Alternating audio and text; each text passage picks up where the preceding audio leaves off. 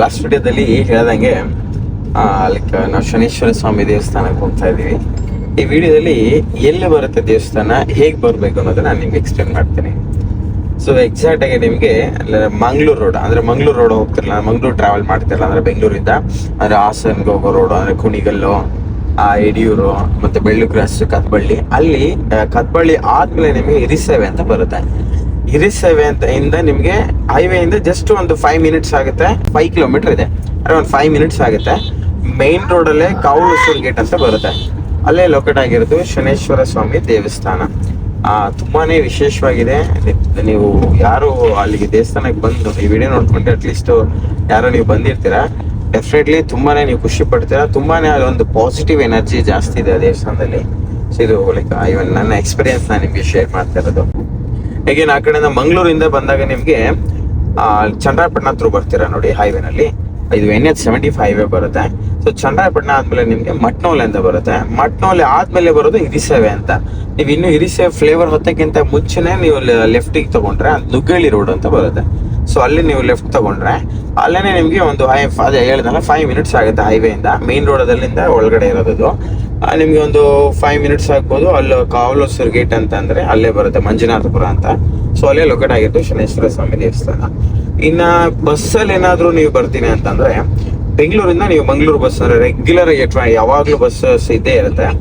ನೀವು ಹಾಸನ್ ಬಸ್ ಹತ್ಬೋದು ಅಥವಾ ಚಿಕ್ಕಮಂಗ್ಳೂರು, ಧರ್ಮಸ್ಥಳ ಯಾವ ಬಸ್ ಹತ್ತಿದ್ರು ಕೂಡ ನಿಮ್ಗೆ ಅಲ್ಲಿ ಸ್ಟಾಪ್ ಕೊಡುತ್ತೆ.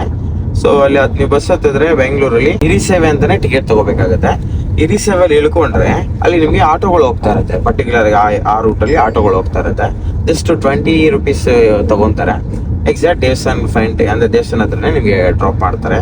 ಸೊ ದೇವಸ್ಥಾನದಲ್ಲಿ ನೀವು ಹೇಗೇನು ಅದೇ ತರ ಆ ಕಡೆ ಹಾಸನ್ ಕಡೆಯಿಂದ ಬಂತಂದ್ರೆ ಚಂದ್ರಾಯಪಟ್ಟಣ ಆದ್ಮೇಲೆ ಮಟ್ನೋಲೆ, ಅದಾದ್ಮೇಲೆ ಹಿರಿಸೇವೆ ಅಂತ ಸ್ಟಾಪ್ ಬರುತ್ತೆ. ಸೊ ಹಿರಿಸೇವೆ ಸ್ಟಾಪ್ ಇಳ್ಕೊಂಡು ಹೇಗೇನೆ ಆಸ್ ಯೂಶುವಲ್ ನೀವು ಆಟೋದಲ್ಲಿ ಬರ್ಬೋದು. ಸೊ ನಿಮ್ಗೆ ಎಕ್ಸಾಕ್ಟ್ ಆಗಿ ದೇವಸ್ಥಾನ ಕಾವಲೂರು ಗೇಟ್ ಶನೇಶ್ವರ ಸ್ವಾಮಿ ದೇವಸ್ಥಾನ ಮಂಜುನಾಥಪುರ ಅಂತ ಅಂದ್ರೆ ಸೊ ನಿಮ್ಗೆ ಅಲ್ಲಿ ಕರ್ಕೊಂಡ್ ಬಿಡ್ತಾರೆ.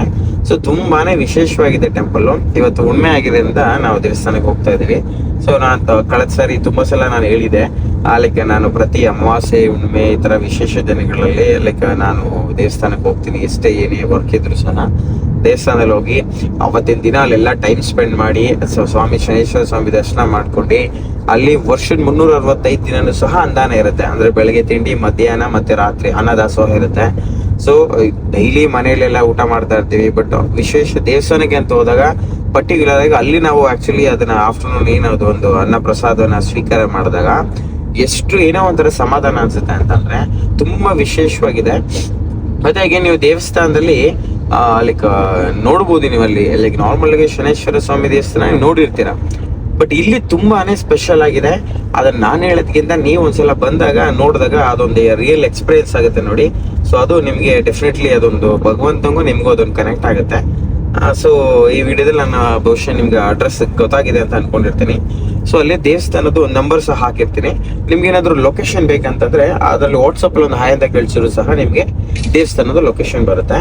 ಸೊ ಈಗ ನಿಮಗೇನಾದ್ರೂ ಲೊಕೇಶನ್ ಗೂಗಲ್ ಮ್ಯಾಪ್ ಅಲ್ಲಿ ಸರ್ಚ್ ಮಾಡ್ಬೇಕಂದ್ರೆ ಶ್ರೀ ಕ್ಷೇತ್ರ ಪುಣ್ಯಧಾಮ ಶ್ರೀ ಶನೇಶ್ವರ ಸ್ವಾಮಿ ಟೆಂಪಲ್ ಅಂತ ಹಾಕಿದ್ರೆ ಎಕ್ಸಾಕ್ಟ್ ಆಗಿ ಬಂದ್ಬಿಡುತ್ತೆ. ಆ ಪ್ರೊಫೈಲ್ ಓಪನ್ ಆಗ್ತದೆ, ಗೊತ್ತಾಗುತ್ತೆ ನಿಮ್ಗೆ ಇಷ್ಟು ಲೈಕ್ ಸಮಥಿಂಗ್ ಸ್ಪೆಷಲ್ ಆಗಿದೆ ಟೆಂಪಲ್ ಅಂತ ಅನ್ಸುತ್ತೆ. ಸೊ ಇನ್ಸ್ಟಾಗ್ರಾಮ್ ಪೇಜ್ ಕೂಡ ಇದೆ, ಶನೇಶ್ವರ ಸ್ವಾಮಿ ಟೆಂಪಲ್ ಅಂತ ಹಾಕಿದ್ರೆ ನಿಮ್ಗೆ ಅಲ್ಲೂ ಕೂಡ ಶೋ ಆಗುತ್ತೆ. ಸೊ ಯಾರ್ಯಾರೆಲ್ಲ ಶನೇಶ್ವರ ಸ್ವಾಮಿ ಭಕ್ತರಿದ್ದೀರಾ ಅಥವಾ ಭಗವಂತನ ಯಾರು ದರ್ಶನ ಮಾಡ್ಬೇಕು ಅಂತ ಇದ್ದೀರಾ, ಸೊ ಬನ್ನಿ. ದೇವಸ್ಥಾನ ವರ್ಷದ 365 ದಿನನೂ ಸಹ ಓಪನ್ ಇರುತ್ತೆ, ಬೆಳಗ್ಗೆಯಿಂದ ರಾತ್ರಿವರೆಗೂ ಸಹ. ವಿಶೇಷವಾಗಿ ಶನೇಶ್ವರ ಸ್ವಾಮಿಗೆ ಅಂದ್ರೆ ಶನಿವಾರ ತುಂಬಾ ವಿಶೇಷ ಪೂಜೆ ಇರುತ್ತೆ.